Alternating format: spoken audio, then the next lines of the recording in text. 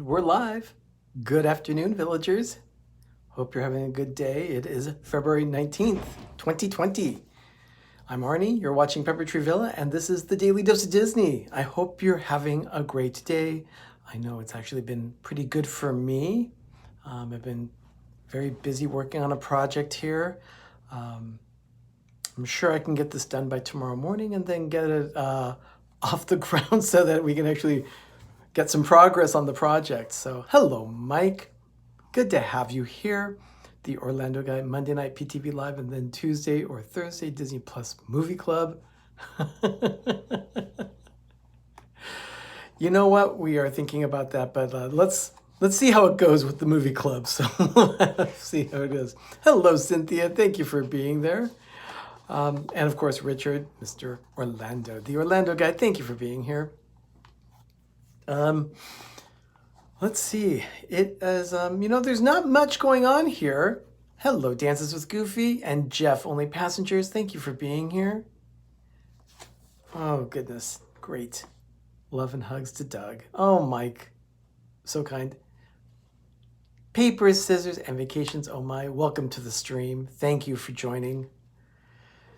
It's, Lena. It's good to have everyone here. I have just a few things to talk about today, so let's go ahead and lots of colorful glitter for Doug. Rachel, thank you for joining. Oh my goodness. So February 19th, 2020. Let's go back in history here to 1941, and on this day, Fantasia opened at the Apollo Theater in Chicago. It's one of those movies that didn't get to play absolutely everywhere, and simply because there were so many requirements for this movie. It required a certain screen. All the theaters needed to be equipped with something called Fantasound, which was an early precursor to surround sound. All these Dolby systems and THX systems, everything you hear in the movie theaters today was actually a precursor from Fantasound in 1940. Walt Disney and his staff, wow, they were so far ahead of the game with Fantasia. Of course, the movie has 8 segments to it, and they're all synchronized to classical music, so it needed a specific theater. It didn't make its money in its initial run. In fact, it took a couple of decades for that to happen. And in the 60s, kind of the psychedelic era took on, and Fantasia suddenly found a new audience, and it became a success. But this was the roadshow that started in Chicago. There were actually 13 roadshow versions altogether, but in this case, it opened on this day at the Apollo Theater in Chicago. Let's move forward to 1956. It's one of those things that I never got to personally experience simply because of how old it was at Disneyland. Now, I may be old, but I'm not Disneyland old. My first trip was in, the Tencennial, 1965. So, yeah, I've got some trips around the sun under my belt. But in 1956, I was not yet born. So this one, I had to do some research. There was a Mickey Mouse Club that they had going, of course, on TV, and the Mouseketeers would show up at Disneyland, and they had a tent there. It was a circus tent. And the circus did not last long. But Walt somehow found someone else thank you, Rachel. Thank you so much.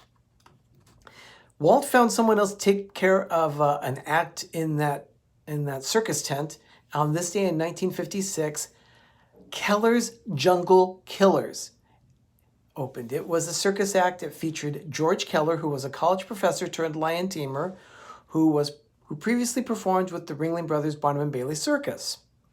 The Jungle Killers included African lions, tigers, leopards, mountain lions, jaguars, black panthers, and even a cheetah. So he continued to do that show throughout the year. It ended in September. Keller's Jungle Killers.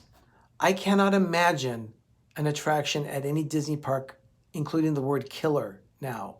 So times have changed. Yeah, the Keller's Jungle Killers. Let's move forward to 2010. Hey, I just wanted to stop in and say hi and hit the like button. Well, thank you so much for doing that. I appreciate that. Let's go forward to 2010. That's a big jump. But on this day, Disneyland announced that the Michael Jackson film Captain EO would be returning to the park. I can't believe that's already been 10 years. 10 years ago, they announced that it would be coming back and it would start up again on February 23rd. The first showing was set to begin at 10 a.m. that morning at Disneyland. I cannot believe it. Also, on this day, 2010, let's go to the other coast, to Walt Disney World, specifically Animal Kingdom. In Disney's Animal Kingdom, they welcomed their new family member, Cynthia, only 17 days until Disney. Oh, that's wonderful. I'm actually very jealous. I wanted to be at Disneyland this weekend, and it's not going to work out. I'm very sad about that. Very sad. I have friends from out of the country visiting Disneyland. So, yeah, can you believe it? This year will be 11 years since Michael Jackson passed away. It's been a fast 11 years. But, time flies. When you get older, it's true. Time flies. So, this newest member was a baby gorilla born to first-time mother Kashata. The new baby was the third gorilla born in captivity at Animal Kingdom, and it was part of the Association of Zoos and Aquarium Species Survival Plan. That's pretty interesting. They've got a very interesting situation at Animal Kingdom, including the conservation station. This year they're going to be celebrating a 50th anniversary, I believe, of not just Earth Day, but also of the conservation program that they've got some kind of anniversary coming up with a conservation program that Disney put together for Animal Kingdom.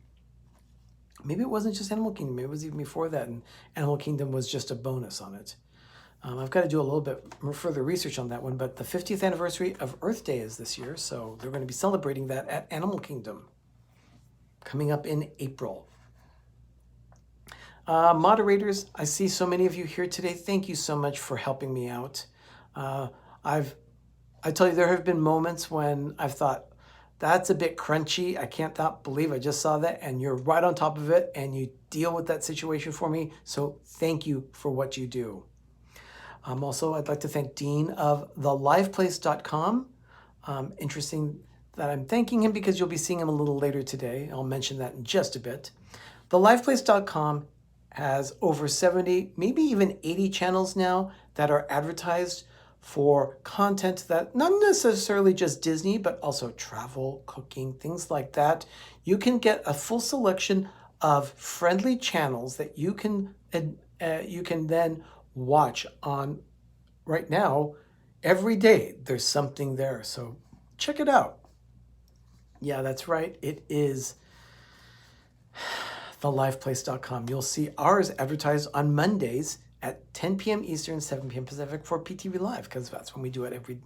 We're live every Monday. And then also, I'd like to thank my support channels. Of course, Richard is here, the Orlando guy. Thank you so much, Richard. I also like to thank More Sunshine, Please, and Two Real Geeks, D&G Explorers, and Rob Fuzz. Those 5 channels are always so supportive of us, whatever our needs are. They're there and they jump right into it. And by the way, speaking of the Orlando guy, be looking for him tomorrow morning to be making a cameo. Actually, not necessarily looking, but listening. That's all I'll say about Life with Ben for tomorrow, because he's got a new video dropping tomorrow. And then for tonight, well, actually, even before I mention tonight what's happening, let me go ahead and mention something else. Jim has been very excited on More Sunshine, Please about a specific restaurant that's opening at Epcot, specifically the American Adventure in World Showcase. It's called the Regal Eagle, and their logo is Sam the Eagle of the Muppets. I absolutely love this idea. Being that Sam is so patriotic, I think it's just fitting. It's supposed to be craft drafts and barbecue. And from what I've seen of pictures online, it looks amazing. This is someplace I absolutely must go to the next time I go to Epcot. So I cannot wait to try the smokehouse at the American Adventure, the Regal Eagle Smokehouse.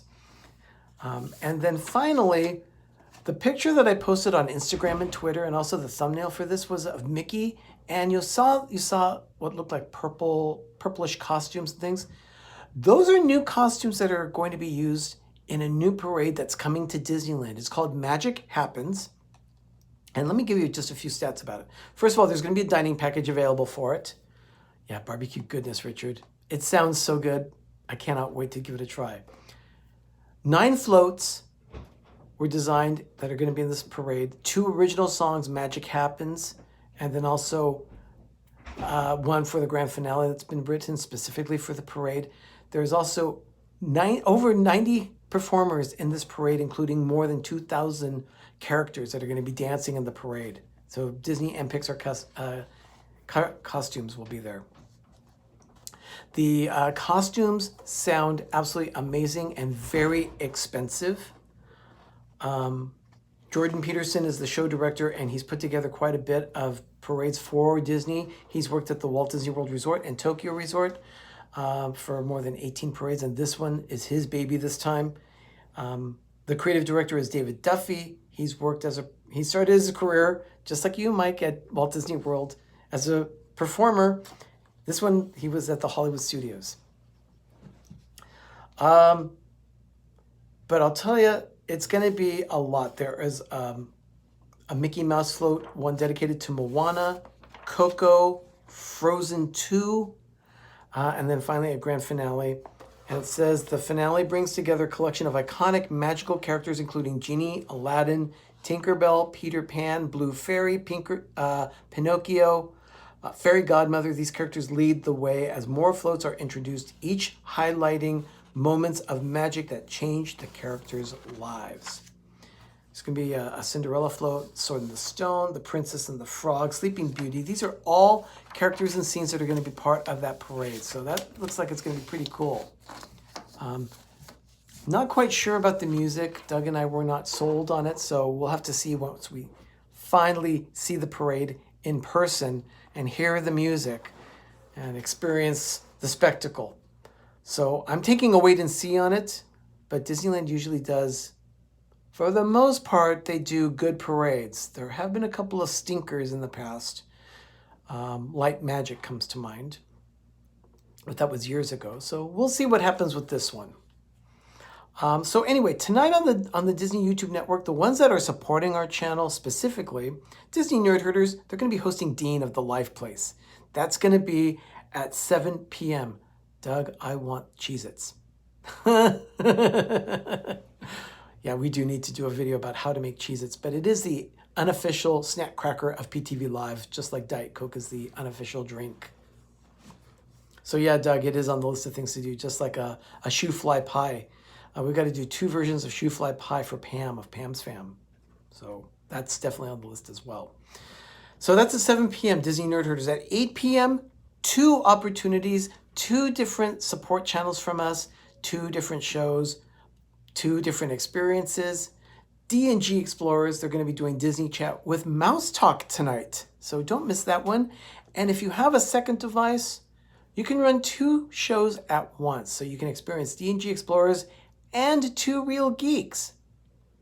Dr. Pepper. Diet Dr. Pepper. Doug, I think you got overruled on that one by Ben and me.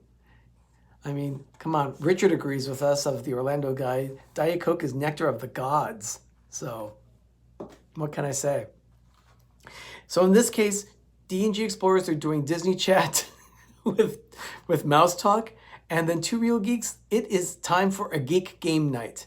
So, you know, you never know what's going to happen with the games on 2 Real Geeks.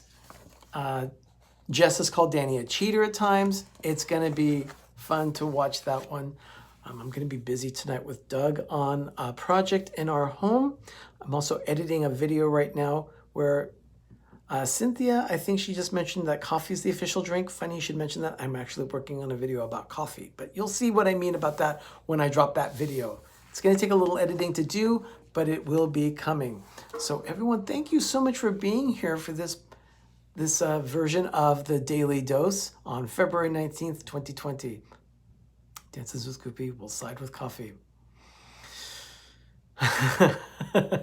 Enjoy the new colored mug goodness. That's right. Oh, Waltograms Dougie.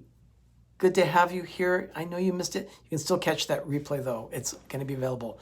So Richard mentioned, I got a package in the mail. I've got to go pick it up at the mailbox.